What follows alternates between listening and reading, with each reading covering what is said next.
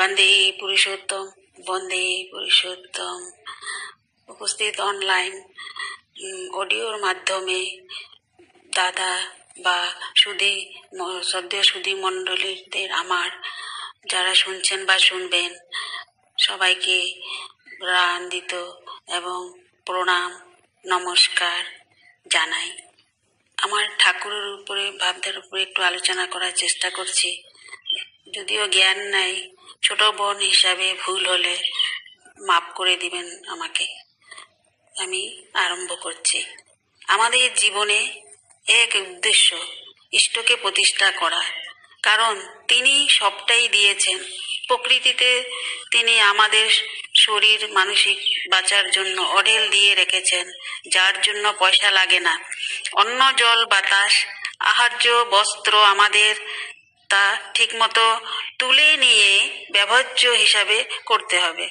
এছাড়া যুগে যুগে এসে চলার কায়দাও দেখিয়েছেন, কিভাবে কি নিয়মে চললে আমাদের সব দিকে আমরা সুস্থ আনন্দ থাকব। এই যুগে যুগ উপযোগী শ্রী শ্রী ঠাকুর নানা বাণীর মাধ্যমে নানান আলোচনার মাধ্যমে চলতে ফিরতে দিনে রাত্রে কত যে মহামূল্যবান চলার তুক দেখিয়েছেন। আমরা দেখি দর্শন, সাহিত্য, চিকিৎসা, রাজনীতি, বিজ্ঞান, বিবাহ, প্রজনন, ব্যক্তি নিজের জীবন কিভাবে চলবে বা সন্তান লালন পালন কিভাবে করবে, প্রত্যেকের প্রতি কিরকম ব্যবহার হবে, শ্রদ্ধা, সেই সব 10 মহাবিদ্যায় আমাদেরকে পারদর্শী করতে চেয়েছেন। সেই অমূল্য গ্রন্থগুলি পাঠ করে সেইভাবে চললে বেঘরে আমাদের মরতে হবে না। আমরা দেখি আমাদের চাহিদা একটা পর একটা বেড়েই চলে, চাহিদার চাবুক চলতে থাকে আমাদের ভিতরে। তাই এর পরিপূর্ণতা না হলে সেই বৃত্তি প্রবৃত্তি ঘিরে ধরে আমরা রাগ অভিমান লোভের কবলে পড়ে যাই। তাই তখন নিজেদের ক্ষতি করি, অন্যদের অসুবিধায় ফেলি। এর থেকে মুক্তি পেতে চাই। ঠাকুরের প্রতি একমুখী হয়ে চলা। তাই বাড়তে চাইলে বাঁচা বাড়া ধর্মের নিচে দাঁড়াতে হবে, কারণ আমরা জানি না এই মুহূর্তে বা দেওয়ালের ওপিঠে কি আছে বা কখনই বা মৃত্যু এসে উপস্থিত হয়। তাই ব্রাহ্ম মুহূর্ত থেকে যেসব নিয়ম করে চলতে বলেছেন আমাদেরকে তাই পালন করে চলতে হবে। আমরা যদি জীবনকে উপভোগ করতে চাই তবে বৃত্তিগুলিকে ঠাকুরমুখী করে সঠিক কাজে লাগাতে হবে। আজ এক চিন্তা না করা এরকমই এক দুর্যোগ সংকটপূর্ণ মুহূর্ত এই প্রকৃতিতে এসে উপস্থিত হয়েছে, যেটা আমাদের কাছে প্রত্যাশিত ছিল না।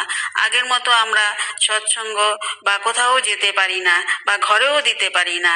আমরা প্রকৃতি বিরোধী কাজ করেছি, প্রকৃতিকে অগ্রাহ্য করে অবজ্ঞা করেছি। তাই তো অবজ্ঞা করে আমরা সেই ভোগ করেছি। তাই আমরা আজ এই বিপদে পড়েছি। প্রকৃতি আমাদের প্রতিশোধ নিচ্ছেন। আমরা চাই কোনো একটা স্থায়ী বা নিরাপত্তার নিচে থাকি। সেই হলো আমরা শ্রী ঠাকুরকে যদি ধরে থাকতে পারি তাহলে আমরা সেটা পাবো। আজ দেখি মানুষ বিজ্ঞানের ধারা টেস্ট টু বেবি চন্দ্রেও যাচ্ছে, নানান গ্রহে যাবার চেষ্টা করছে, পৃথিবীকে হাতের মুঠোয় নিয়ে এনেছে, কিন্তু নিজেকে কন্ট্রোল করতে পারছি না। বৃত্তির অধীনে হয়েই আছি এবং অসহায় পড়ে মানুষ আমরা জানি যে কোনো অখাদ্য বা খাওয়া ঠিক নয়, বা নেশা করাও ভালো নয়, বা রাগ বা কোনো খারাপ কথা বলা ঠিক নয়, তথাপিও আমরা করে ফেলি। উল্টাপাল্টা খাওয়া দাওয়া খাই, এতে আমাদের শরীর খারাপ হয়ে যায়। তাই ইষ্টের প্রতি টান নিয়েই থাকতে হবে, না হলে ছিটকে পড়বো আমরা ঠাকুরের কাছ থেকে। তাতে আমরা এবং সেই তাতে তার ঠাকুরের প্রতি আমাদের কোনো সত্য থাকবে না। আমরা নিঃসত্ত্বভাবে ঠাকুরের কাজ করে যাব। আমরা দেখি যে অনেকে ভালোবাসে ঠাকুরকে, ঠাকুর সত্য দিয়ে, কিন্তু সেটা করা ভালো না। তাই আমাদের মুখ্য উদ্দেশ্য হলো তার ইচ্ছা, তার পরিচালনা করা, প্রশ্নহীন হয়ে আনুগত্য হয়ে চলা। তাই আমরা বাবাই দায়ক আলোচনায় বলেছিলেন, একজন ভক্ত ঠাকুরের কাছে অর্থমান যশ এইসব লাগে বলেছে। ঠাকুর বলছে, পাগল এইসব চাইস না, তুই পরম পিতাকে মাথায় নিয়েই চল, একটাতেই 10টা হবে। কিন্তু সে তার লাগে বারবার বায়না। ঠাকুর তখন বলল, যা হবে। সে চলে গেল, তার সবই হলো। সে ভুলে গেল ঠাকুরকে। এক সময় আস্তে আস্তে এগুলো সব চলে গেল। সে কপদ হয়ে এবং পাগলের মতন অসুস্থ হয়ে বেসামাল হয়ে ঠাকুরের কাছে এসে আবার উপস্থিত। তখন ঠাকুর দেখে চিনতে পারলো, বলল তুই ওই না? বলল হ্যাঁ, দেখ আমি তোকে তখন বলেছিলাম ঠাকুরকে নিয়ে চল, পরম পিতাকে নিয়ে চল, আজ সবই পেলি, সবই আবার হারিয়ে চলে আসলি।